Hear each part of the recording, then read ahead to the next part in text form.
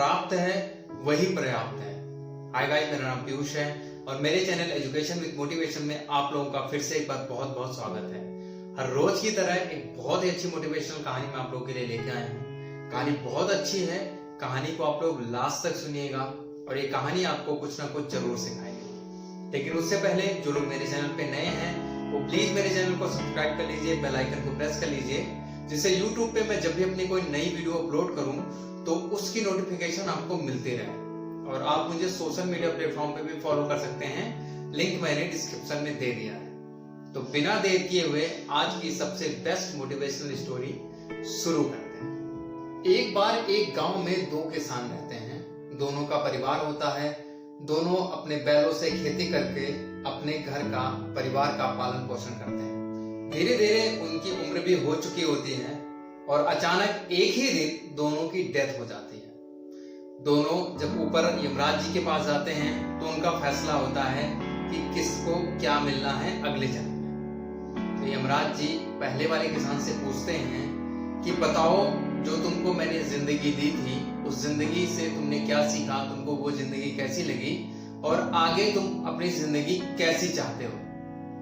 तो वो आदमी यमराज जी से बोलता है, भगवान आपने जो मुझे जिंदगी दी थी वो बहुत ही घटिया जिंदगी थी। मेरे पास दो बैल थे, मैं दिन भर उनसे खेतों को जोतता था। जो भी थोड़ा बहुत पैसा होता था उससे मैं अपने परिवार का पालन करता था। ना कभी मैंने कभी अच्छा खाना खाया। जो भी पैसा मैं कमाता था कोई ना कोई मुझसे छीन लेता था। मैं अपनी जिंदगी से बहुत दुखी था। मैं अपने परिवार को कहीं घुमाने नहीं ले जा पाता था। दिन भर खेती करता था तब भी मुझे पैदावार वो नहीं हो पाती थी जिसकी मैं उम्मीद करता था। मेरी जिंदगी में बड़े दुख ही दुख थे।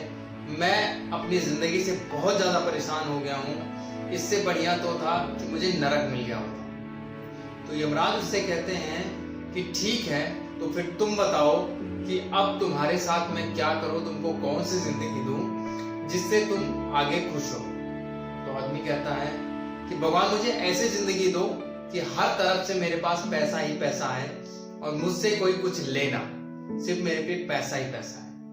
भगवान उससे कहते हैं कि ठीक है, जाओ, मैं तुम्हें आशीर्वाद देता हूं, अगले जन्म में तुम्हारे पास पैसा ही पैसा आएगा और तुमसे कोई मांगेगा नहीं। ये कह करके भगवान उसको नई जिंदगी दे देते हैं। उसके बाद भगवान दूसरे किसान से पूछते हैं कि बताओ कि तुम्हारी जिंदगी में क्या दुख था या क्या तुम अपनी जिंदगी में खुश थे, अगली जिंदगी में तुम क्या चाहते हो।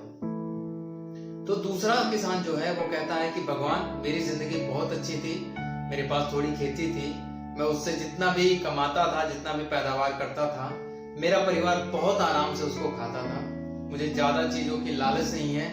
बस भगवान मेरे साथ एक ही दुख है, मुझे एक ही दुख है कि मेरे घर से बहुत सारे लोग वापस चले जाते थे, क्योंकि मेरे पास जो पैदावार होती थी, जो मेरे पे खाना होता था, वो सिर्फ मेरे परिवार के लिए ही हो पाता था। तो अगले जन्म में आप मुझे ऐसा कुछ बनाइएगा कि मेरे फैमिली से कोई भूखा ना जाए, मेरे द्वार से कभी कोई भूखा ना लौटे। भगवान उससे खुश होते हैं और कहते हैं ठीक है, जाओ, मैं तुम्हें आशीर्वाद देता हूं, जैसा तुम चाह रहे हो अगले जन्म में वैसा ही होगा तुम्हारे साथ। अगले जन्म में फिर से इत्तेफाक से दोनों एक ही गांव में पैदा होते हैं। तो जो पहला आदमी होता है, जो पहला किसान होता है, वो भिखारी के रूप में जन्म लेता है। उसने भगवान से कहा होता है कि भगवान मेरे पास हर तरफ से पैसा ही पैसा है, मुझे किसी को देना ना पड़े। तो उसके पास हर तरफ से पैसा ही आता था, उसको देना नहीं पड़ रहा था, इसलिए भगवान ने उसको भिखारी बनाया था।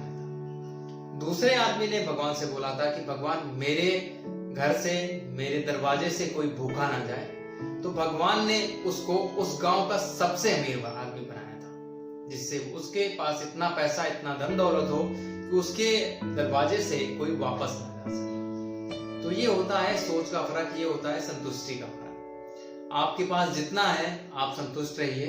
भगवान ने जो आपको दिया है वो शायद इस दुनिया में देखने तक के लिए भी नहीं मिलता कई सारे लोगों को। तो जो मिला है उसमें खुश रहिए और अपनी जिंदगी को अच्छे से गुजारिए। दोस्तों, कहानी कैसे लगी? आई होप आपको अच्छी लगी होगी।